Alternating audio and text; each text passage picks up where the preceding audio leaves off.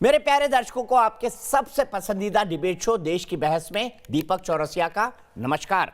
आप जानते हैं देश की बहस ऐसा बहस का शो है जिसके अंदर हम आपके राय से सुनते हैं बहस का विषय और उसी पर होती है चर्चा। कन्याकुमारी से क्षीर भवानी तक, कोटेश्वर से कामाख्या तक, लक्षद्वीप से लेह तक जो सबसे बड़ा मुद्दा होता है उसमें हम आपकी राय जानकर चुनते हैं देश की बहस का विषय। बहस की दशा और दिशा भी आपके माध्यम से तय होती है। साथ ही शो में आप और हमारे एक्सपर्ट पैनल मंच को साझा करते हैं और देश में हो रही सबसे बड़ी हलचल पर बेबाकी से अपनी बात रखते हैं। तो आइए शुरू करें देश की बहस माननीय जनता और मेहमानों के साथ। आज आपने देश की बहस का जो मुद्दा तय किया वो है वैचारिक मतभेदों के चलते राष्ट्रवाद देशभक्ति से समझौता क्यों। इसे 62% लोगों ने वोट देकर देश की बहस का मुद्दा बनाना चाहा है। प्रधानमंत्री नरेंद्र मोदी ने विरोध के बीच एएमयू के शताब्दी समारोह में शिरकत की और एएमयू को मिनी इंडिया की झलक भी बताया, लेकिन वैचारिक मतभेद की राजनीति करने वालों ने आज भी उनकी आलोचना ही की। जबकि पीएम मोदी ने एएमयू के छात्रों को देश हित में एकजुट होकर काम करने का आह्वान किया। उन्होंने मुस्लिम बेटियों की शिक्षा का जिक्र करते हुए यह भी साफ कर दिया कि देश की हर चीज पर देश के हर नागरिक का अधिकार है, न कि एक विशेष समुदाय का। उन्होंने न्यू इंडिया को राजनीति के चश्मे से न देखने की नसीहत भी दी। आभार व्यक्त करना चाहता हूं। आखिरकार अलीगढ़ मुस्लिम यूनिवर्सिटी के शताब्दी समारोह में प्रधानमंत्री नरेंद्र मोदी ने शिरकत की और देश के युवाओं को साफ संदेश देते हुए कहा कि वैचारिक मतभेद से बढ़कर होता है देश और राष्ट्रभक्ति। हमें समझना होगा कि सियासत सोसाइटी का एक अहम हिस्सा है, लेकिन सोसाइटी में सियासत के अलावा भी दूसरे मसले हैं। सियासत और सत्ता की सोच से बहुत बड़ा, बहुत व्यापक किसी भी देश का समाज होता है। दरअसल प्रधानमंत्री का ये संदेश इसलिए भी महत्वपूर्ण है क्योंकि विचारधारा के नाम पर एएमयू के छात्र और सेक्युलर लोग उनका लगातार विरोध कर रहे थे।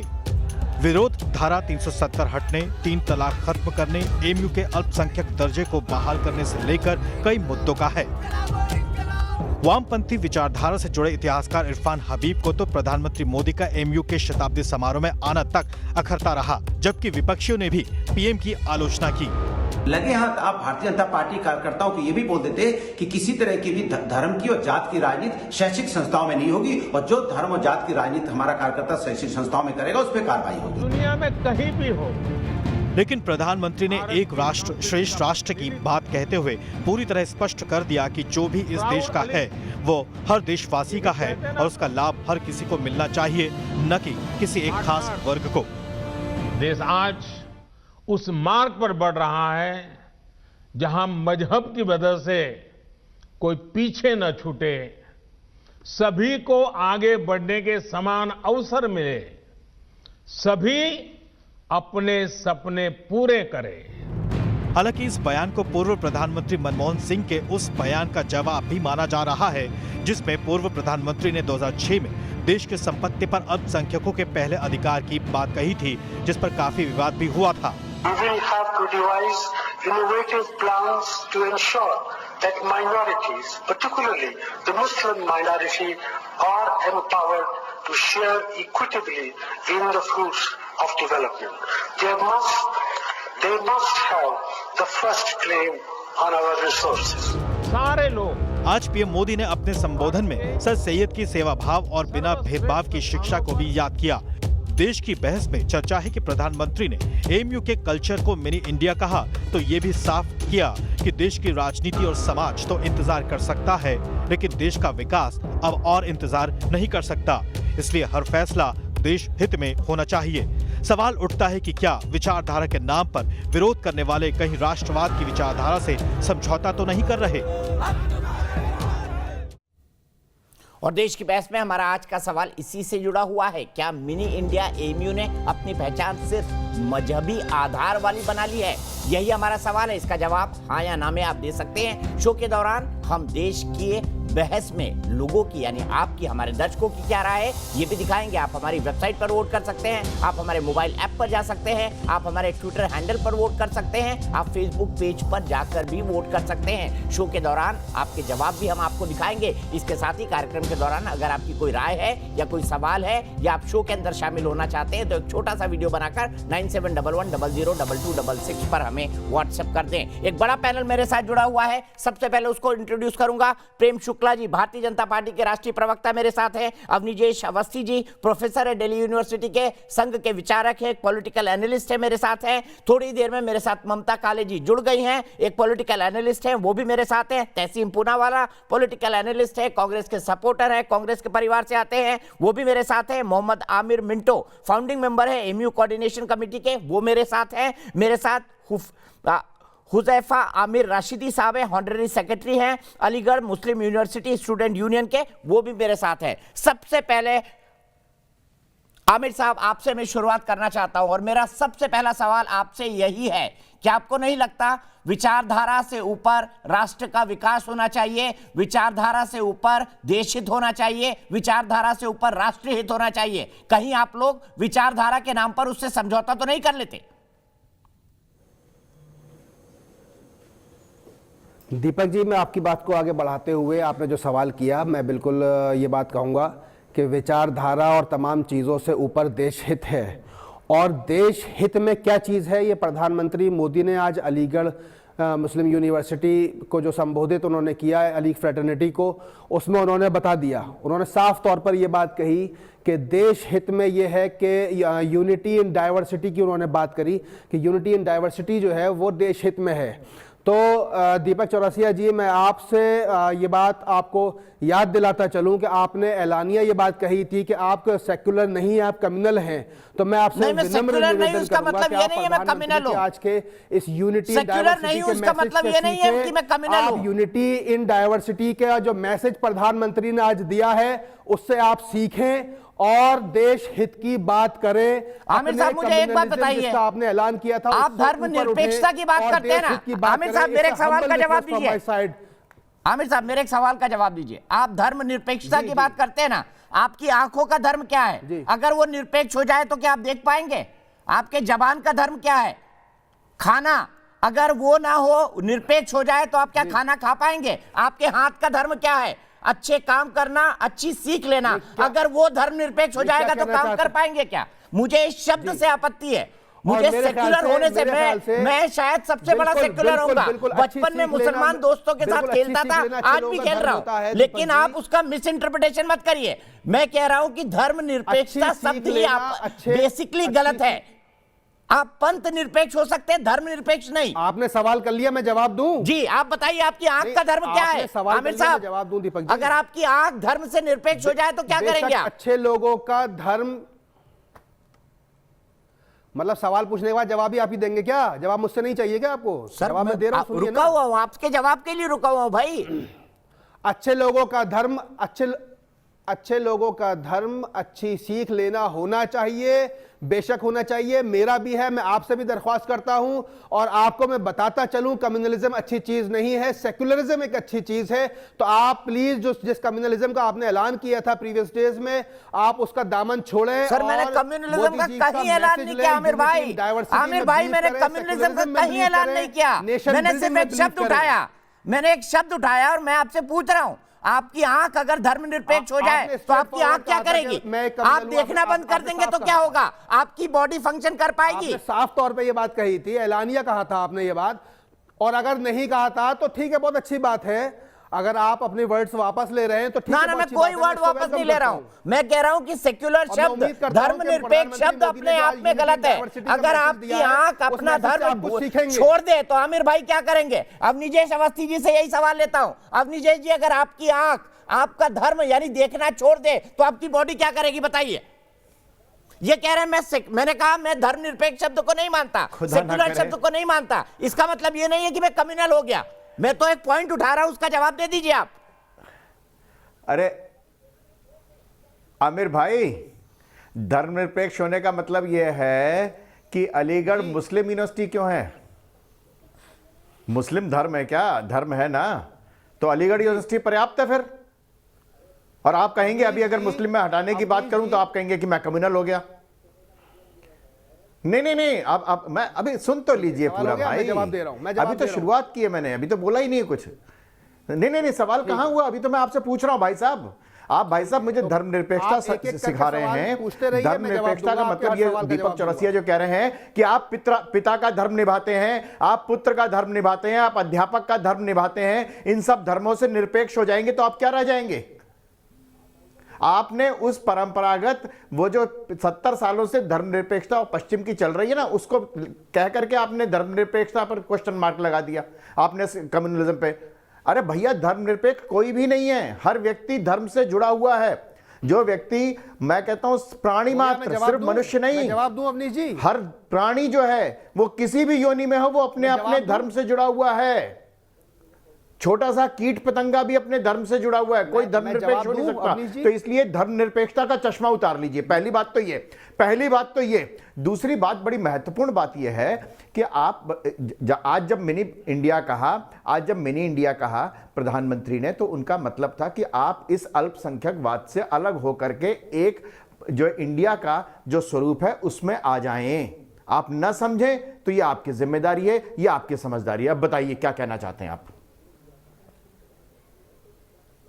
ठीक है, आपने जो कहा कि आप जो नेशन का स्वरूप है उसमें आ जाएं, तो मैं आपको ये बताता चलूं कि नेशन के स्वरूप में तो हम उसी दिन आ गए थे जिस दिन इंडिया की सबसे बड़ी पॉलिटिकल पार्टी ने डोमिनियन स्टेटस का रेजोल्यूशन पास किया था, और हमारे अलीगढ़ के ही ओल्ड बॉय मौलाना हसरत मोहानी ने एलानिया कांग्रेस वर्किंग कमेटी में यह कहा था कि हमें डोमिनियन स्टेटस यानी आधी अधूरी आजादी मंजूर नहीं है, और ये कहते हुए पूर्ण स्वराष्ट्र का नारा दिया था। हम तो आइडिया ऑफ नेशन में उसी दिन आ गए थे। आइडिया ऑफ नेशन हमने सिखाया है। अरे भैया, तिलक ने भी कहा था स्वराज्य मेरा जन्मसिद्ध अधिकार है, इसे मैं लेकर रहूंगा, का नारा दिया था। अरे भैया, सिर्फ अपना मत याद रखो ना, ये है कम्युनिज्म, ये है सांप्रदायिकता। जवाब ले लीजिए। अरे लोकमान्य तिलक ने कहा था, लोकमान्य तिलक ने कहा था ना, स्वराज्य मेरा जन्मसिद्ध अधिकार है, इसे मैं लेकर रहूंगा। आपको सिर्फ वही याद क्यों रहता है? आपको लोकमान्य तिलक क्यों नहीं याद रहता? नहीं, आपने सवाल किया, मैंने सुना, अब आप मेरा जवाब सुनिए ना। मैं ये कह रहा हूं, आपने कहा कि पहली बार कह दिया था। अरे भैया, तिलक ने उससे बहुत पहले कह दिया था, सावरकर ने उससे बहुत पहले कह दिया था कि स्वराज्य मेरा जन्मसिद्ध अधिकार है, स्वतंत्रता मेरा जन्मसिद्ध अधिकार है, और इसे मैं लेकर रहूंगा। हिस्ट्री की थोड़ी सी क्लासेस लीजिए। जब आप एक संप्रदाय को देखते हैं ना, तो वो सांप्रदायिकता होती है। पूर्ण स्वराष्ट्र का नारा सांप्रदायिकता है। डोमिनियन स्टेटस को किसने रिजेक्ट किया था? आप हिस्ट्री की थोड़ी सी क्लासेस लीजिए। दूसरी चीज, मैं आपके सवाल का जवाब प्रेम अरे पूर्ण स्वराज्य से पहले तो स्वराज्य की बात कही थी ना। यही मैं कह रहा हूँ, आपकी पार्टी जो है ना, कांग्रेस ने 1929 में, कांग्रेस ने 1929 में जाके कहा पूर्ण स्वराज चाहिए हमें, दिया है। आज उससे बहुत पहले तिलक कह चुके थे। हम तो कह रहे हैं उससे बहुत पहले कह चुके थे।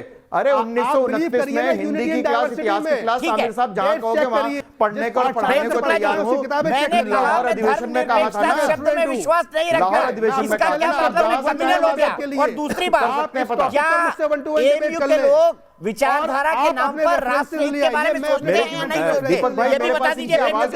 प्रधानमंत्री ने आज किया, इनकी आवाज मेरे पास कम आ रही है, तो इसलिए मैं प्रॉपर्ली इनको जवाब भी नहीं दे पा रहा हूं। जितना सुन पा रहा हूं उतना जवाब दे पा रहा हूं। जरा ये आवाज बढ़ा दीजिए। बहुत देर से खामोश बैठे और फिर तहसीन भाई के डिबेट के लिए चैलेंज कर रहा हूं अवनीश जी। पूर्ण स्वराष्ट्र का नारा पहली बार किसने दिया? आप अपने सर, लोकमान्य तिलक ने दिया। सर, जीके की क्लास नहीं चल रही है। लोकमान्य तिलक ने दिया, स्वराज्य हमारा जन्मसिद्ध अधिकार है, हम इसे लेकर रहेंगे। मेरा जन्मसिद्ध अधिकार है, स्वतंत्रता मेरा जन्मसिद्ध अधिकार है, इसे मैं लेकर रहूंगा। ये किसने कहा था? मैं नाम नहीं ले सकता। मैं तिलक का नाम नहीं ले रहा, बताइए कहा था और किसने कहा था? थोड़ा सुनना भी सीखिए। प्रेम शुक्ला जी आ रहे हैं, प्रेम शुक्ला जी चलती है। मैं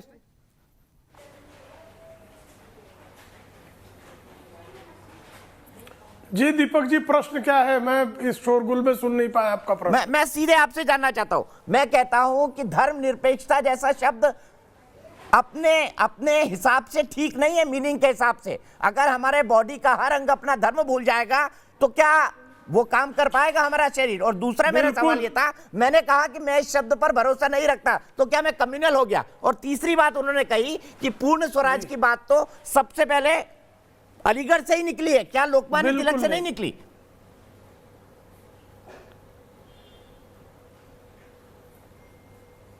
अलीगढ़ मुस्लिम विश्वविद्यालय की स्थापना के पहले अलीगढ़ मुस्लिम विश्वविद्यालय की स्थापना 1920 की है और बाल गंगाधर तिलक, लोकमान्य तिलक उसके पहले स्वर्गवास कर चुके थे और उसके पहले स्वराज मेरा जन्मसिद्ध अधिकार है इसका शंखनाद दशकों पहले लोकमान्य तिलक कर चुके थे। कुछ लोगों को इतिहास को एकांगी पढ़ने का अपना आदत है, उस अभ्यास से वो बाज नहीं आएंगे, वैसा करने का उनको अधिकार है। इस लोकतंत्र में असत्य बोलने का भी अधिकार है, इस लोकतंत्र में झूठी चीजें परोसने का भी अधिकार है, इस लोकतंत्र में कई लोगों को जो है आंशिक सत्य बोलने का भी अधिकार है। अब प्रश्न पैदा होता है धर्मनिरपेक्षता का। धर्मनिरपेक्षता जैसा कोई शब्द जो है वो एग्जिस्ट नहीं करता, एक गलत अनुवाद है ये।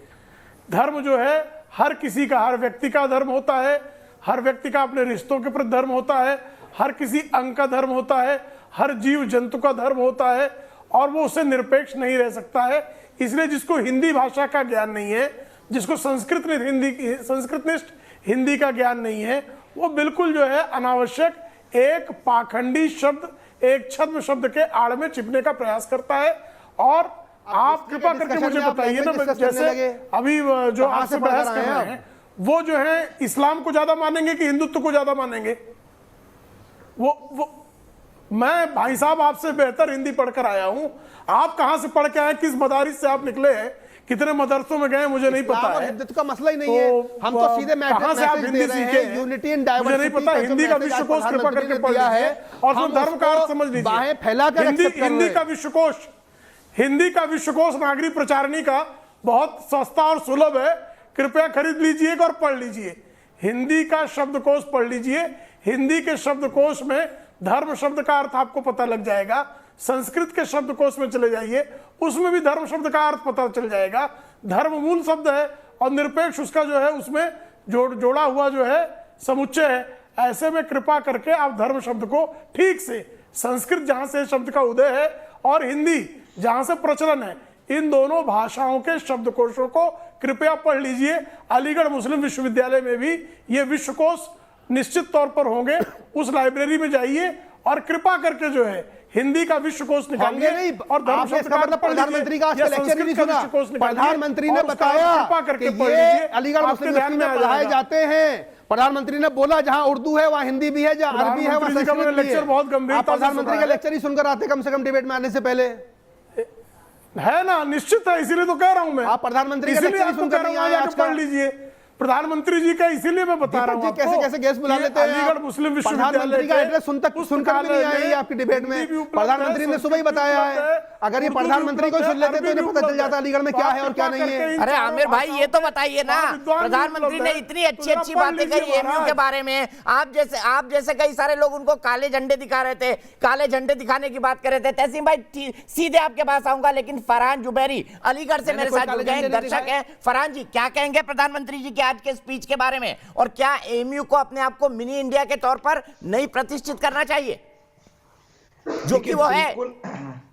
जी मैं आपको सुन रहा था और बिल्कुल आपने कहा कि प्रधानमंत्री जी ने जैसा कहा, तो सबसे पहली बात तो यह है कि प्रधानमंत्री जी ने जो कहा पहले बीजेपी के लोग ही उस पर अमल कर लें। प्रधानमंत्री जी ने कहा कि मुस्लिम जो गर्ल्स हैं, जो मुस्लिम मतलब लड़कियां हैं, उनके लिए अपलिफ्टमेंट की बात कर रहे थे, ठीक है। तो ये बताइए सफूरा जरगा मुस्लिम लड़की नहीं है, उल्लास मुस्लिम लड़की नहीं है, उनके साथ जो हुआ वो मुस्लिम लड़कियों के साथ नहीं हुआ। सर देशद्रोह के आरोप में बंद है सर। प्रधानमंत्री उन 35% लड़कियों की बात कर रहे थे, मेरी बहनों की बात कर रहे थे जो एमयू में पढ़ती हैं, वजीफा पाती हैं, देश विरोधी काम नहीं करती है। फरहान भाई आपको टोक के बोलना पड़ रहा है, पर उन लोगों के बारे में हम टिप्पणी ना करें जो कोर्ट जिनका निर्णय करने वाली है, और सफूरा जरगर मैं उसी पे देश के खिलाफ षड्यंत्र के मामले में जेल में बंद है। फरहान भाई आपने पहली बात पे मुझे इंटरप्ट कर दिया, मैं उसी बात पे आता हूं। ठीक है, वो किस मसले में बंद है? वो सीए एनआरसी में बंद है। मोदी जी बात कर रहे थे कि अब सबको मिलके डेवलपमेंट की बात करनी है, ठीक है। तो फिर एक बात बताइए, फिर सीए एनआरसी क्या है? जब सबको मिलके एक साथ आने की बात कर रहे हैं, समझ लीजिए, ये जान लीजिए कि सीए एनआरसी उन लोगों के लिए है जिनके साथ पाकिस्तान, अफगानिस्तान और बांग्लादेश में बहुत अन्याय हुआ है। अरे आप क्या चाहते हैं? मसूद अजहर को भारत की सिटीजनशिप दे दी जाए? मुस्लिम्स को क्यों नहीं लिया गया? नहीं, अगर बात वहां पर अन्याय के सर, कर रहे हैं तो क्या और पाकिस्तान किस आधार पर बना? फरहान भाई बताइए, पाकिस्तान किस आधार पर बना? धर्म के आधार पर बना कि विकास के आधार पर बना? जी जवाब दीजिए ना, पाकिस्तान किस आधार पर बना, किस मजहब का नाम लेकर बना? वो हिस्ट्री की बात है। अगर हिस्ट्री की बात क्यों हो गई भाई? तो आपसे सवाल पूछ लिया सीधा, तो हिस्ट्री की बात हो गई। पाकिस्तान किस आधार पर बना बताइए? मुसलमान मजहब के आधार पर बना ना। अब बात करें, एक मिनट सुन लीजिए पहले मेरी बात पूरी कंप्लीट होने दीजिए। आपने बोलने से पहले बीच में इंटरप्ट करना शुरू कर दिया। मिनी इंडिया की बात कर रहे थे मोदी जी। अब मिनी इंडिया पर आ गए आप। अरे मुझे जवाब दीजिए ना, सीए एनआरसी का रोना रो रहे हैं। जिन लोगों के साथ अन्याय हुआ पाकिस्तान में, जिस पाकिस्तान को मजहब के नाम पर मांगा गया, क्या उनका भारत के प्रति कोई रिस्पॉन्सिबिलिटी नहीं है? क्या बात कर रहे हैं फरहान भाई? बताइए ना, पाकिस्तान किस आधार पर बना था? आप मेरी क्यों लगाते हैं एमयू में जिन्ना की तस्वीर? जवाब दीजिए। अरे वो ठीक है, अगर वो धर्म के आधार पे बना था वो बात ठीक है, लेकिन मिनी अभी आज ही के जो आप तो क्या पाकिस्तान के नागरिकों को अपना ले? संबोधन पे है नहीं है? उन्होंने अलग राष्ट्र मांगा था ना, अपनी मर्जी से गए थे, किसी ने कहा तो नहीं था उनको? जी भाई पाकिस्तान मांगने वाले तो चले गए थे ना, फिर पाकिस्तान प्रेमी यहाँ क्या कर रहे हैं? आपका डिबेट का टॉपिक पाकिस्तान है या फिर आज के मोदी जी के संबोधन को लेकर है? मोदी जी के संबोधन को लेकर एनआरसी की बात शुरू की ना, आपने सफूरा जरगर की बात शुरू की, आपने सीए एनआरसी का मुद्दा उठाया, फरहान जी उठाया या नहीं उठाया? यानी कि अलीगढ़ मुस्लिम यूनिवर्सिटी में मैं खुश हूँ, मुझे पाकिस्तान जाने का कोई शौक नहीं है। मेरे फादर ने भी इंडिया को चूज किया था, मेरे ग्रैंडफादर ने भी इंडिया को चूज किया था, और मैं एज अ हिंदुस्तानी होने पर फख्र करता हूँ और एज अ अलीग होने पर फख्र करता हूँ। जैसा आज मोदी ने खुद अपने भाषण में कहा, संबोधन में कहा कि आप लोग कहते हैं ना प्राउड अलीग, तो मुझे प्राउड है और इंडियन होने पर, यानी कि मिनी इंडिया, अलीगढ़ मुस्लिम यूनिवर्सिटी को मोदी जी ने मिनी इंडिया कहा। तो भैया क्यों आप उनको काले झंडे दिखाने की बात कर रहे थे? ममता कालेजी, मैं आपको लाऊंगा। तहसीम भाई, काफी डिस्कशन हो गया। ममता कालेजी, सवाल यहां पर यह है कि एमयू गलत कारणों से क्यों चर्चा में रहता है? जी धन्यवाद दीपक जी। देखिए ऐसा है, अभी मैं ये फरहान भाई की बात सुन रही थी और मुझे बहुत हंसी आ रही थी, क्योंकि ये तर्क की जगह कुतर्क दे रहे थे, और इन्हीं लोगों के कारण जो सोच इन्होंने अभी प्रदर्शित करी है आपके कार्यक्रम में, ऐसी सोच और ऐसी विचारधारा वाले लोगों के कारण ही एएमयू बदनाम है। वो एएमयू जो हिंदुस्तान की शान है, उसका नाम अलीगढ़ मुस्लिम यूनिवर्सिटी है, लेकिन वो भारत की धरोहर है, वो भारत का विश्वविद्यालय है। उसमें हर पंथ का, हर प्रदेश से छात्र पढ़ता है और बड़े सौहार्द से पढ़ता है, लेकिन प्रयोगशाला बना करके रख दिया है वहां पर उन लोगों ने जो देश को तोड़ने की बात करते हैं। शर्जिल इमाम जाकर के वहां पर एंटी सीएए के नाम पर एक भाषण देते हैं और बोलते हैं कि असम को भारत से अलग कर देंगे। आप बताइए, जो एंटी सीएए के जो राइट्स हुए थे उसका ब्लूप्रिंट कहां तैयार करने गए थे? उमर खालिद गए थे ना एएमयू में। ये वो लोग हैं जो एएमयू को बदनाम करने की कोशिश कर रहे हैं। और ये अभी बात कर रहे थे महिलाओं की शिक्षा की, इन्होंने मोदी जी का भाषण सुना ही नहीं ठीक से। फरहान भाई, आपने सुना ही नहीं कि हिंदुस्तान के वजीर आलम ने बोला क्या? उन्होंने बोला कि हमारा जो मुस्लिम तबका है, वहां की जो बच्चियां हैं, उनका स्कूल से जो ड्रॉप आउट का परसेंटेज था वो 70% होता था, और आज क्योंकि सरकार ने उनके लिए हर सुविधा प्रदान करी है, चाहे वो शौचालय की क्यों ना हो, तो वो जो 70% है वो घट करके 30% हो गया है। यह होता है एक प्रधानमंत्री जो किसी भी जाति को छोड़ करके केवल और केवल देश की जनता के बारे में सोचता है। और आप क्या बात कर रहे हो? आप बात कर रहे हो कि महिलाओं के बारे में आपका समाज सोचता है। अगर सोचा होता तो फिर ट्रिपल तलाक कब का खत्म हो चुका होता भैया। ठीक है, ममता यही से शुरुआत करता हूं, सीधे तहसीन के बाद बहुत देर से नहीं गया हूं। तहसीन फिर रहे हो जो तुष्टीकरण की राजनीति करते हैं। तहसीन, आपको नहीं लगता एएमयू गलत कारणों से चर्चा में रहता है? और अगर आज प्रधानमंत्री ने महिला शिक्षा की बात की, उनके वजीफे की बात की, नया डाटा बताया, इसके साथ यह भी होना चाहिए था, फिर तो एएमयू जैसे संगठन से 3 तलाक के बिल का समर्थन होना चाहिए था। विरोध क्यों हुआ? दीपक भाई, मेरी रिक्वेस्ट है आपसे, आप ममता जी वगैरह के बीच में नहीं बोले, मेरे बीच में मत बोलो। मैं संक्षेप में अपनी बात 2-3 पॉइंट रखकर खत्म कर दूंगा। संक्षेप में अपनी बात रखता हूँ। एएमयू, यस, एएमयू के बारे में गलत चर्चा होती है क्योंकि बीजेपी का आईटी सेल, जिसे मैं कहता हूँ दीनदयाल उपाध्याय व्हाट्सएप यूनिवर्सिटी, जिनके कोई भी बड़े नेता की डिग्री नहीं मिलती, लेकिन एएमयू पर ये फेक न्यूज फैलाते, जैसे आपके शो पर फेक न्यूज फैलाया गया। मैं उसका उदाहरण देकर डेट्स के साथ बताता हूँ। ये बात बिल्कुल सही है कि सबसे पहले पूर्ण स्वराज की मांग कांग्रेस के नेता लोकमान्य तिलक ने मेरे शहर पूना में की थी। स्वराज मेरा जन्मसिद्ध अधिकार है, मैं इसे लेकर रहूंगा। ये 1909 में कहा उस वक्त। और 3 सेडिशन ट्रायल 124A के नीचे जब उनके 3 सेडिशन ट्रायल हुए, उसमें उनके लीडर थे, उनके लॉयर थे मोहम्मद अली जीना। ये व्हाट्सएप यूनिवर्सिटी ने हकीकत है। और मोहम्मद अली जीना ने तिलक को डिफेंड किया था, यहां तक कि जब एक भारतीय जज ने तिलक को अनफेयरली ट्रीट किया था, मोहम्मद अली जीना ने जज उस वक्त जबकि एक भारतीय जज ने please make your corrections. Aamir भाई बोल रहे हैं कि आप गलत बोल रहे हैं, अपना करेक्शन कर दीजिए। आप लोकमान्य तिलक के बारे में गलत बोल रहे हैं। उन्होंने नहीं कहा था स्वराज हमारा जन्मसिद्ध अधिकार है, वो ये कहने की कोशिश। डोमिनियन स्टेटस का रेजोल्यूशन कांग्रेस वर्किंग कमेटी में पास हुआ था बकायदा, और उसमें मौलाना हसरत मोहानी ने फिर उसका अपोज करते हुए पूर्ण स्वराज का नारा लगाया था। मुझे इंटरेस्ट नहीं है, थैंक यू, मैं शो छोड़ रहा हूं। और अगर आपको कोई इसमें कोई आपत्ति है, क्योंकि ये एक हिस्टोरिकल फैक्ट है, आमिर जी सुन तो लीजिए ना उनकी बात, सुन तो लीजिए ना। तहसीन भाई ने आपके बीच में बोला क्या? चुपचाप बैठे रहे वो शराफत से, सुन तो लीजिए उनकी बात। मैं एग्री हूं, एनी टाइम एनीवेयर। ठीक है आमिर भाई सुन लीजिए, तहसीन कंक्लूड करिए। मैं हिस्ट्री के डिस्टॉर्शन को बर्दाश्त नहीं कर सकता। Being a student of history, ये मेरी अटमोस्ट ड्यूटी है।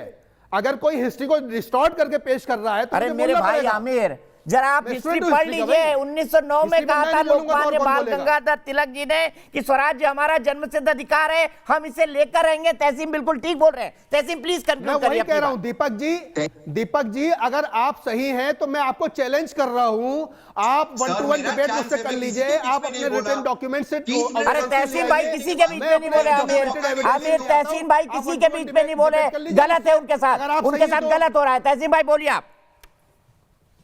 1909 में पूना की कोर्ट 1909 में कोर्ट में स्वराज मेरा जन्मसिद्ध अधिकार है, ये तिलक ने कहा था। उस वक्त उनके वकील मोहम्मद अली जीना थे, और एक बार नहीं 3 बार उनके वकील थे। मोहम्मद अली जीना ने उस जज से भी लड़ाई की, मेरी बात को आप गहराई से सुनिए, उस जज से लड़ाई की जिन्होंने तिलक को अनफेयरली ट्रीट किया। यहां तक कि जज को जिन्ना साहब से माफी मांगनी पड़ी। जिन्ना साहब जो थे वो तिलक के बहुत बहुत जूनियर थे, और तिलक कांग्रेस के नेता थे। 1929 लाहौर डिक्लेरेशन में गांधी और नेहरू के बीच में लड़ाई, क्योंकि गांधी चाहते थे कि हम डोमिनियन स्टेटस को एक्सेप्ट करें, लेकिन नेहरू पूर्ण स्वराज चाहते थे। तो हम इस चीज और व्हाट्सएप यूनिवर्सिटी के बाहर नेहरू भी पूर्ण स्वराज चाहते थे। बात इसकी नहीं हो रही, बात यहां पर हो रही है अलीगढ़ मुस्लिम यूनिवर्सिटी, क्या ये एक मिनी इंडिया है? आपका सवाल जो था ये बिल्कुल मिनी इंडिया है। ध्यानचंद से लेकर अन्य डॉक्टर जिन्होंने भारत का नाम आगे किया है, बढ़ाने का काम किया है, हमारे पूर्व वाइस प्रेसिडेंट से लेकर अन्य पॉलिटिकल फिगर्स, अलीगढ़ यूनिवर्सिटी ने इस मुल्क को गर्व से आगे बढ़ाने का काम किया है। ये वाकई में एक मिनी इंडिया है। मैं प्रधानमंत्री का स्वागत करता हूं कि वो अलीगढ़ यूनिवर्सिटी आए, उन्होंने अच्छी बातें की, लेकिन उन बातों पर प्रधानमंत्री जी को अमल भी करना चाहिए। आपका लास्ट सवाल था कि वहां पर जिन्ना की तस्वीर हुए, ये एक सेंट्रल यूनिवर्सिटी है, निकाल दीजिए, फेंक दीजिए बात। ये तो सेंट्रल गवर्नमेंट के नीचे आती, क्यों नहीं करते मोदी जी जो इतने ताकतवर प्रधानमंत्री? ये सवाल आता है क्योंकि उनकी गंदी राजनीति उनको करनी है, क्योंकि कीचड़ फैलाएगी तभी कमल। कीचड़ में कमल खिलेगा। ठीक है, आपने अच्छा इंटरप्रिटेशन किया तहसीन भाई, लेकिन आप ही के सवाल को मैं आगे लेकर चलता हूं मिंटो साहब के बाद। मिंटो साहब मुझे बताइए, गलत कारणों से फिर चर्चा में क्यों रहता है अलीगढ़ मुस्लिम यूनिवर्सिटी? ये तो आपको जवाब देना पड़ेगा। वाकई ये मिनी इंडिया है, वाकई यहाँ से बड़े बड़े स्कॉलर्स निकले हैं, वाकई एएमयू का देश में बड़ा कंट्रीब्यूशन है, जिससे कोई इनकार नहीं करता। फिर उमर खालिद दंगे का मास्टर प्लान बनाने एएमयू क्यों जाता है?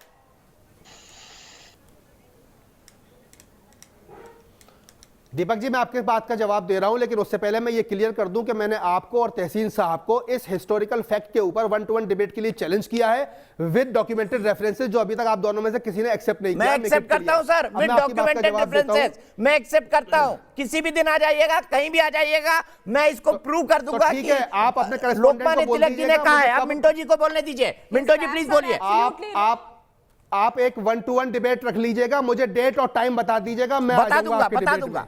नोएडा से आना है या ऑन एयर से, ये मुझे क्लियर कर दीजिएगा। आपने मैं एएमयू आ जाऊंगा आपसे डिबेट करने, मुझे कोई दिक्कत नहीं है। मैं सीधे चलता हूं मिंटो साहब के पास। मिंटो साहब जवाब दीजिए। Most welcome, most welcome. इस बहाने हमें आपकी खिदमत, इस बहाने हमें आपकी खिदमत का मौका मिलेगा और अपनी मनपसंदीदा डिशेस बताइएगा, वो इंशाल्लाह हम बनवा के रखेंगे आमिर आपके रशीदी लिए। जी, मैं आपसे सीधे, माफ कीजिएगा मैंने आपको गलत इंट्रोड्यूस किया। आमिर रशीदी जी, मैं आपसे जानना चाहता हूं कि क्या कारण है,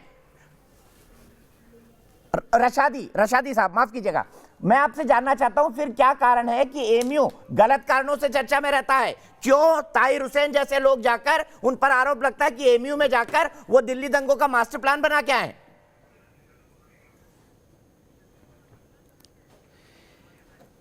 देखिए दीपक साहब, ये बिल्कुल फेक बात है, फर्जी बात है। एक बहुत मशहूर कहावत है कि सच परेशान हो सकता है पर वो पराजित नहीं हो सकता।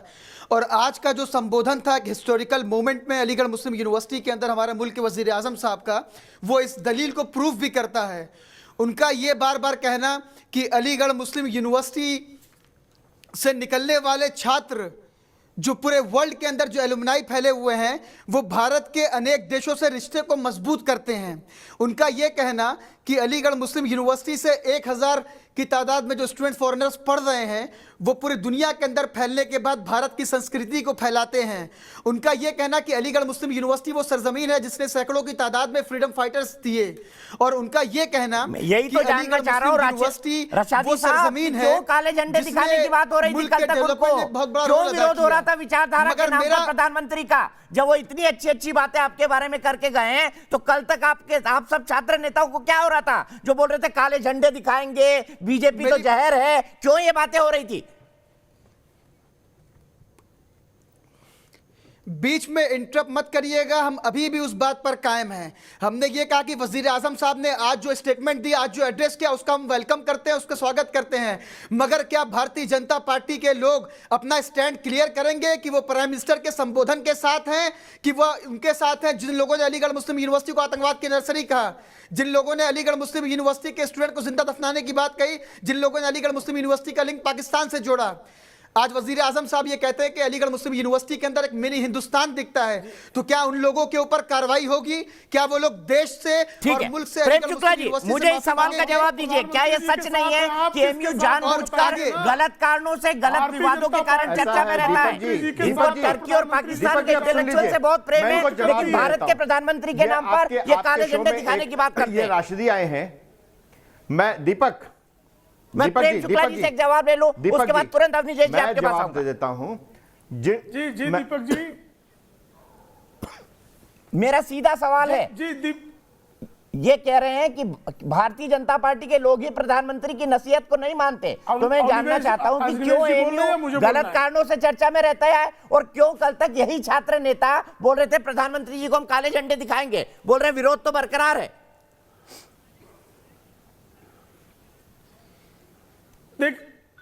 देखिए अलीगढ़ मुस्लिम विश्वविद्यालय के बारे में बात, वहां पाकिस्तान का रिसोल्यूशन पास कराने भारतीय जनता पार्टी के कार्यकर्ता नहीं गए थे। मुस्लिम लीग की स्थापना करने जिसने पाकिस्तान का निर्माण किया, भारतीय जनता पार्टी और राष्ट्रीय स्वयंसेवक संघ के कार्यकर्ताओं ने कार्य नहीं किए। ये अलीगढ़ मुस्लिम विश्वविद्यालय के प्रांगण में रेजोल्यूशन पास हुआ, स्थापना हुई, ये सत्य है। पेश कर रहे हैं और पाकिस्तान के निर्माण की बात हुई। और मैं नहीं कह रहा, जॉन एलिया जो है, जॉन एलिया जिसने पाकिस्तान के, अरे बीच में क्यों बोल रहे हैं भाई आमिर साहब?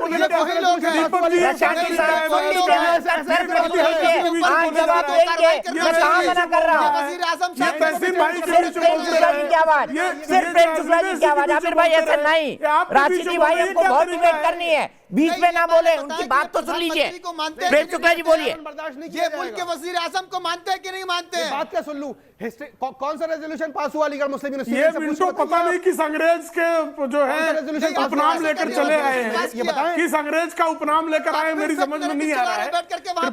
कृपा करके अंग्रेजी इतना जानिए। आइए मुद्दे पर हम बात करते हैं। के साथ है कि नहीं है? अरे क्या क्यों सीख रहे हो भाई?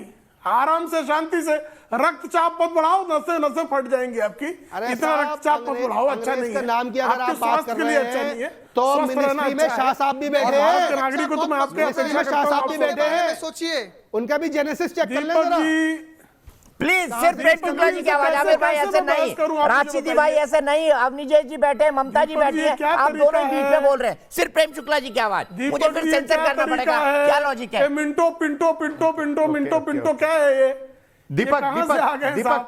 दीपक दीपक जी, मैं एक मिनट दीपक जी, आज मैं में इनको सांप्रदायिकता बता देता हूं क्या होता है। जी नहीं, इनको तमीज सिखाइए पहले बात करने की। देखिए, लो तमीज, अभी आपको, आप अपनी तमीज सीख लो मियां। तमीज का समीज पहन लो जरा आराम से, शांति से। मैं आपके बीच में बोल रहा था क्या? मैं अपने, जब मुझसे प्रश्न पूछा गया, प्रेम शुक्ला मेरा नाम है ना, तो मैं उत्तर दूंगा। आप बीच में क्यों चौ चौ किए जा रहे हो? क्या जरूरत है चौ चौ करने की? अपना समय आएगा ना, पूछेंगे दीपक जी आपसे प्रश्न तो उत्तर दीजिएगा। मुद्दे की बात है कि अलीगढ़ मुस्लिम विश्वविद्यालय के संदर्भ में जो तमाम तरह की चीजें चली, जो प्रचलन हुआ 1920 का दशक, 30 का दशक, 40 का दशक और 1947, ये सारा एक इतिहास है, एक पक्ष है वो भी। लेकिन उस पक्ष के साथ ये भी पक्ष है कि अलीगढ़ मुस्लिम विश्वविद्यालय के छात्रों ने पूरी दुनिया में भारतीय संस्कृति को फैलाने का काम भी किया है। तो जब उनका स्वर्णिम अवसर है, शताब्दी वर्ष है, स्वर्णिम सोपान है उनका, उसमें प्रधानमंत्री जी जब उद्बोधन दे रहे हैं तो प्रधानमंत्री जी ने आपकी खूबियों को लोगों के समक्ष रखा है। अलीगढ़ मुस्लिम विश्वविद्यालय से जो अपेक्षाएं हैं, नेशन फर्स्ट की अपेक्षा है। संकट ये होता है कि आप नेशन फर्स्ट की बात ही नहीं करते। भारत का संप्रभु, भारत का राष्ट्रपति वहां कार्यक्रम के लिए आता, विरोध करेंगे।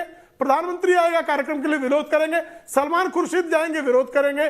कोई नेता पहुंच जाएगा, वो कांग्रेस का पहुंचे, भारतीय जनता पार्टी का पहुंचे, उसका विरोध करेंगे। साहब, विरोध के लिए विरोध की संस्कृति नहीं है। आप कृपा करके जो है, जो अलीगढ़ मुस्लिम विश्वविद्यालय की जो उसके अच्छे पक्ष हैं, उन सारे अच्छे पक्षों को कलुषित करने का कुकर्म कौन करता है? कुछ लेफ्टो इस्लामिस्ट जो नेता हैं, लेफ्टो इस्लामिस्ट नेता अलीगढ़ मुस्लिम के साथ ये बात कहूंगा कि आपने अभी तक डेमोक्रेसी का मतलब ही नहीं समझा। दुष्कर्म करते हैं। अलीगढ़ मुस्लिम विश्वविद्यालय किस तरह से भारत का प्रतिनिधित्व पूरी दुनिया में करता है, इस संदर्भ में अगर जो बातें की जाए तो उन सारी बातों को लोप कर देते हैं, फिर बीच में बोलने लगे। दीपक जी फिर बीच ठीक है, मैं एक मिनट आ रहा हूँ। अवनी जैन जी, फिर ममता काले, आमिर भाई, रशादी साहब, थोड़ा सा इंतजार करिए। अवनी जैन जी, दीपक जी, ममता जी, मैं एक मिनट में आ रहा हूँ। अवनी जैन जी पहले। दीपक मैं सिर्फ दो बातें कहूंगा। अभी आपके शो में दो लड़कियों के गिरफ्तार होने का नाम लिया गया और उससे मैसेज ये जाता है कि मुस्लिम होने के कारण उनको गिरफ्तार किया गया। वरवरा राव, सुधा भारद्वाज, आपको उमर खालिद और शर्जील इमाम कहते हैं कि उनको गिरफ्तार कर लिया गया। अरे कानून तो वही है जो कन्हैया कुमार के लिए भी है। तो गिरफ्तार उनको मुस्लिम होने के कारण नहीं किया गया, उनके अपराध के कारण किया गया है। लेकिन आपने वो जो चश्मा पहन रखा है ना कि इस देश में ये सरकार जो है एक संप्रदाय के लोगों के साथ गलत व्यवहार कर रही है, इसको उतार डालिए, पहली बात। दूसरी बात, जब आज प्रधानमंत्री मोदी ने कहा मिनी इंडिया है, तो उसका मतलब यह है कि अब आप अल्पसंख्यक का अपना जो आपने लबादा ओढ़ रखा है उसको छोड़ दीजिए। आप तभी मिनी इंडिया को साकार भी कर सकते हैं जब आप अल्पसंख्यक ना रहें, कुछ मुट्ठी भर लोग ना रहें। और मैं एक बात, अंतिम बात मैं बता दूं कि इन्होंने कहा कि अलीगढ़ मुस्लिम यूनिवर्सिटी को तहसीम ने कहा कि फेक न्यूज बदनाम करती है। क्या वहां पे पाकिस्तान के झंडे नहीं लहराए गए? क्या वहां पे राष्ट्रपति का विरोध नहीं किया गया? और अगर वहां पर ज्यादा संख्या में उन लोगों को आइसोलेट कर दिया जाता जो राष्ट्रपति के आने का विरोध कर रहे थे, जो प्रधानमंत्री के आने का विरोध कर रहे थे, तो कभी भी अलीगढ़ मुस्लिम यूनिवर्सिटी बदनाम नहीं होती, बल्कि यह न्यूज जाती कि मुट्ठी भर लोगों ने विरोध किया, लेकिन वहां की बहुतायत जनता ने, अलीगढ़ मुस्लिम यूनिवर्सिटी के समुदाय ने समर्थन किया राष्ट्रपति का। तब क्या अलीगढ़ मुस्लिम यूनिवर्सिटी बदनाम होती है क्या? रशादी साहब, क्यों विरोध किया? जवाब दीजिए। ये बनाया जाता है कि मुस्लिम होने की वजह से सांप्रदायिकता का चश्मा ऐसा लगा हुआ है कि आप एक नैरेटिव तय कर दो।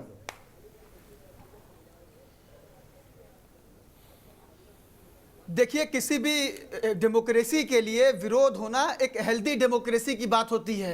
अगर प्राइम मिनिस्टर साहब वहां पर आ रहे थे, कुछ लोगों ने उनको ज्वाइन किया, कुछ लोगों ने एक विरोध किया, ये डेमोक्रेसी का हिस्सा है। मगर जो विरोध हो रहा था उसके सवाल में हमें जानना चाहिए विरोध क्यों हो रहा था। लोगों के इश्यूज थे, उसको लेकर के विरोध हो रहा था कि वजीर आजम साहब वहां पर कह रहे हैं कि हम एक नए भारत का निर्माण करना चाहते हैं। तो नए भारत का निर्माण कैसे करेंगे? राष्ट्रपति को यह कहा गया, राष्ट्रपति को कहा गया कि वो आरएसएस का वर्कर है, इसलिए हम उसका विरोध करते हैं। गलत बात। ये विरोध नहीं होता। राष्ट्रपति होने के बाद ठीक है। सिर्फ राष्ट्रपति होता है वो। और दूसरा राष्ट्रपति होने के बाद महामहिम राष्ट्रपति होते हैं। फिर फर्जी मुकदमे दर्ज किए गए। वो स्टूडेंट अपने घर से आए थे वहां तालीम हासिल करने के लिए, उन्होंने कहा कि वहां से निकलने वाले फर्जी तो आप कह रहे हैं ना, जो अरे फर्जी आप कह रहे हैं, आप कौन होते हैं फर्जी कह रहे हैं? ठीक है, मैं सीधे ममता काले के पास चलता हूं। ममता काले जी, क्या ये हकीकत नहीं है, क्या ये हकीकत नहीं है, क्या ये हकीकत नहीं है कि ये मुकदमे हुए, वहां पर देश विरोधी हरकतें हुई, लोगों ने उसके सबूत देखे, वहां पर वाणी नाम के एक आतंकवादी का नमाज जनाजा भी निकाला गया।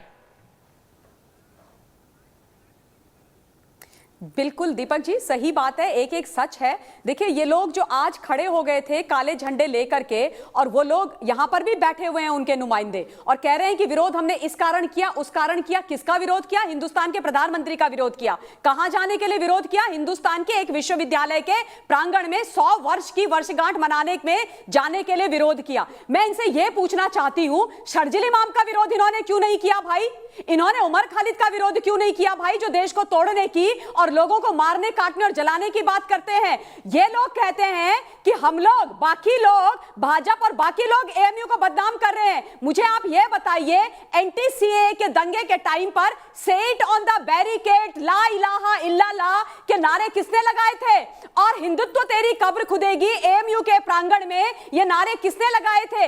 ये वो लोग हैं दीपक जी जिन्होंने एएमयू को बदनाम करके रखा हुआ है। विरोध इनका होना चाहिए था, काले झंडे इन लोगों को दिखाए जाने चाहिए थे, हिंदुस्तान के प्रधानमंत्री जी को नहीं। वो प्रधानमंत्री जो सारे के सारे लोगों को एक साथ लेकर के चलने की बात करते हैं, आप उनके विरोध की बात करते हैं। और ये जो नस्ली, अच्छा एक मिनट, ठीक है ममता जी, आप की बात को आगे ले जाता हूं। मुगलों के जमाने के इतिहास का ये इतिहासकार को आप बोलिए कि अगर इनको हिस्ट्री पता नहीं है हिंदुस्तान की तो ज्ञान देना बंद कीजिए।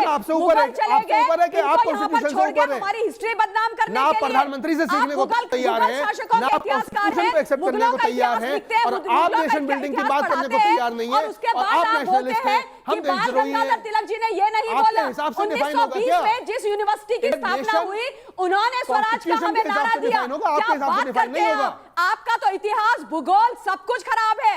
आपको तो देश आप भी आ जाइएगा दीपक जी के साथ डिबेट पर, आप भी अपने डॉक्यूमेंटेड एविडेंसेस ले आइएगा, दीपक जी से भी टाइम ले लीजिएगा। पहले वो पढ़ के आइए, मैं इनके साथ भी 1-to-1 डिबेट करने को तैयार हूं। शर्त सिर्फ एक है, डॉक्यूमेंटेड एविडेंसेस की बुनियाद पर डिबेट होगा। आप वो लोग हैं जो मुगलों का इतिहास इस देश को पढ़ाते हैं, हमारे सर के अंदर आपने मुगलों का इतिहास बिठा के रखा हुआ है। मैं आपको चैलेंज कर रहा हूं 1-to-1 डिबेट के लिए, आप एक्सेप्ट कर लीजिए अगर आप सही। नहीं, एक मिनट आमिर भाई, मेरा सवाल सुन लीजिए। अभी कहा गया नहीं, ये फेक नैरेटिव बैठ के यहाँ नहीं चलेगा दीपक जी। ना नहीं, आज ही वजीर आजम साहब ने स्टेटमेंट दिया कि हमको सारी चीजों को भुला करके आप इनको भी डिबेट में साथ में ले आइए, बात करनी है। ये अच्छा, बात करके नेशनल मीडिया पे आमिर साहब, आप पर भी फर्जी मुकदमा हुआ जब रॉयट्स में आपको अलीगढ़ में गिरफ्तार किया गया, पुलिस ने लॉकडाउन के अंदर बैरिकेड लगा के, ये भी बता दीजिए देश को। आमिर मिंटो साहब बताइए। जी ये बता रहा हूं मैं आपको, जी मेरे ऊपर केसेस किए गए, उसका स्टेटस ये है कि मैंने हाई कोर्ट में पिटीशन डालकर ये क्लेम किया कि मेरे ऊपर जो चार्जेस लगाए गए हैं वो फेक है, और हाई कोर्ट में वो अभी पेंडिंग है। अच्छा, तो मेरा क्लेम है कि वो चार्जेस फेक हैं। अलीगढ़ डिस्ट्रिक्ट एडमिनिस्ट्रेशन मतलब 6000 छात्रों में आप भी एक हैं, 6000 छात्रों में आप भी एक हैं जिसने देश विरोधी हरकतें की, जिन पर आरोप है देश विरोधी हरकत करने का, जिन पर आरोप है दंगा करने का। कौन सी देश विरोधी हरकतें? कौन सी देश विरोधी हरकतें? अभी ममता काले ने बताया क्या नारे लग रहे थे वहां पर, हिंदुत्व की कब्र खुदेगी एएमयू के मैदान में, लग रहे थे कि नहीं लग रहे थे? कोई एलिगेशन भी नहीं है, देश विरोधी कोई धारा भी नहीं लगी हुई मेरे ऊपर। आप कैसे देश विरोधी कह रहे हैं साहब? मुझे तो देश विरोधी अलीगढ़ डिस्ट्रिक्ट एडमिनिस्ट्रेशन ने मुकदमे लगाए मेरे ऊपर। पेट्रोल बंक को यूनिवर्सिटी फेंकने से पूछिए ना दीपक जी, आप जिस लाइब्रेरी की बात करते हो, हम भी छात्र रहे, छात्र नेता रहे, आप अपने कॉलेज की लाइब्रेरी में अपने मुंह पे रुमाल बांध करके घूमते हैं, बाहर के लोगों को अंदर घुसा करके दंगे फसाद करवाते हैं, और उसके बाद यहाँ पर बैठ करके अपने उन गलत इलीगल हरकतों को जस्टिफाई भी कर रहे हैं। मुंह पर रुमाल बांधकर तो जेएनयू में अरे आपके भैया गुंडे आप टहल जाइए लेते वो हैं। फुटेज चेक हाथ कीजिए, में स्टिक्स आप लेकर, जाइए हथियार चेक लेकर। कीजिए वो फुटेज, आप जेएनयू चेक में आपके कीजिए कि गुंडे आपने रुमाल कैसे बांध के घूम गाड़ियों रहे को थे। आग लगाई थी, जेएनयू किस में तरीके आपके से गुंडे घूम पेट्रोल रहे बम थे, फेंक रुमाल करके आपने बांधकर। गाड़ियों पर आग लगाई थी। जेएनयू में कैसे आपके आप गुंडे अच्छा ये घूम बताइए रहे थे। अमर जी, आपके गुंडे अमित लगा जी ये रहे थे। बताइए सीए और एनआरसी के नाम पर हिंसा हुई थी कि नहीं हुई थी अलीगढ़ में, ये बता दीजिए। अरे पहचान सीए और एनआरसी के नाम पर हिंसा हुई थी कि नहीं हुई थी आपके अलीगढ़ ऊपर में? फेक आरोप, दीपक जी, और आप सही आरोप लगाएंगे। क्या सीए मानसिकता है एनआरसी के आपकी? नाम पर जो हिंसा हुई वो आपके गुंडे मामला क्या कोर्ट होता के है? अंदर पेंडिंग है। ये कोर्ट आपके क्लियर गुंडे करेगा क्या कि है? क्या हुआ था और क्या बिना नहीं हुआ था और हिंसा के पुलिस रह नहीं क्या सकता क्या एमयू। नहीं अजय किया। विक्रम सिंह जी के पास चलता हूं लखनऊ में। अजय जी क्या कहेंगे एमयू के बारे में, जो राष्ट्रपति का भी विरोध करता है, प्रधानमंत्री का भी विरोध करता है, कांग्रेसी नेताओं का भी विरोध करता है, इंदिरा गांधी का भी विरोध करता है, क्यों? ये मानसिकता क्यों? इनकी मानसिकता इसलिए ऐसी होती है क्योंकि ये हमेशा से एक कट्टरपंथ से बात करते हैं। यहाँ पे सिर्फ एक कट्टरपंथ की बात की जाती है।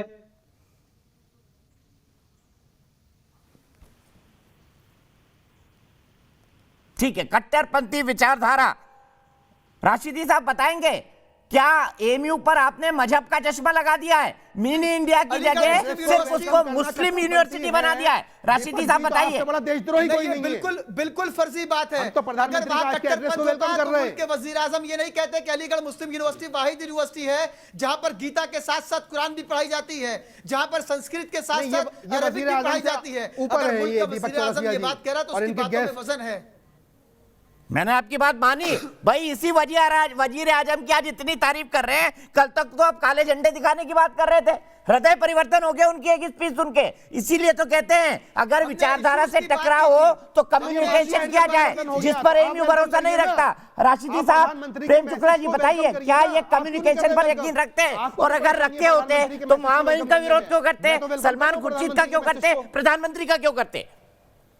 प्रधानमंत्री के मैसेज को हम तो वेलकम कर रहे हैं, आप वेलकम करिए ना। आपको क्यों परेशानी हो रही है प्रधानमंत्री के मैसेज को वेलकम करने में?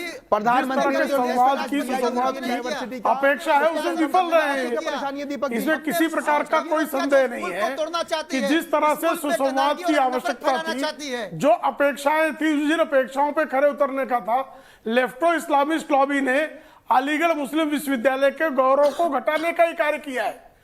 उसको जैसे जॉन एलिया कहते हैं, कुछ लॉर्डों ने जो है शरारत करके पाकिस्तान बना दिया। मेरा कथन नहीं है, जॉन एलिया का कथन है। जॉन एलिया कौन है? अलीगढ़ मुस्लिम विश्वविद्यालय के ही एलुमनाई रहे। और जॉन एलिया ने जो है पाकिस्तान के आदाब का जो है बहुत बड़े उसके जो है रचनाकार रहे, वो पाकिस्तानी आदाब और उर्दू आदाब के।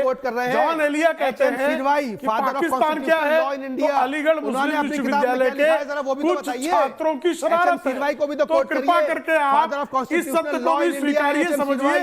उसके गौरवपूर्ण इतिहास को जो राष्ट्र निर्माण में खर्च होना चाहिए था, उसको जो है आप वहां पर, ये इनका बड़ा संकट है। बीच में लगातार बोलते जाते हैं। क्या होता है कि जो प्राइमरी का इतिहास भी नहीं पढ़ के आता और उसको लगता है कि उसको इतिहास का ज्ञान हो गया, ऐसे अज्ञानी से कैसे बहस की जा सकती है? लोकमान्य तिलक के बारे में ये प्राइमरी में लिखा हुआ है, स्वराज मेरा जन्मसिद्ध अधिकार है। इन्होंने प्राइमरी की पढ़ाई की कि नकल मार के पास हुए थे? कहीं से फर्जी सर्टिफिकेट वगैरह लेके तो नहीं आए थे? प्राइमरी पढ़े हो बच्चा, प्राइमरी पढ़े हो, प्राइमरी इतिहास पढ़े हो। भारत के किसी भी बोर्ड की प्राइमरी का जो इतिहास है, किताब का नाम बता रहा हूँ, राइटर का नाम बता रहा हूँ, पढ़ाया जाता है। और राइटर को छोटा मोटा आदमी नहीं है। लोकमान्य तिलक ने स्वराज मेरा जन्मसिद्ध अधिकार है, उनकी किताब कोट कर रहा केसरी हूँ। में हुंकार की थी और उस हुंकार के कारण उनके खिलाफ जन्मसिद्ध अधिकार है, लेकिन पूर्ण पक्का करने से विद्वान नहीं हो जाओगे। और अगर आपको पकाने से विद्वान नहीं हो जाते लोग, माननीय बात पकाने से लगते बार ब्रेक के लिए रुक रहा हूँ, फिर बहस की शुरुआत होगी ममता काले और अवनीश जी से। प्लीज संयम रखे बातचीत में, अपनी बात जरूर कहें। आसिफ रमीज दिल्ली से मेरे दर्शक भी जुड़ेंगे ब्रेक के बाद।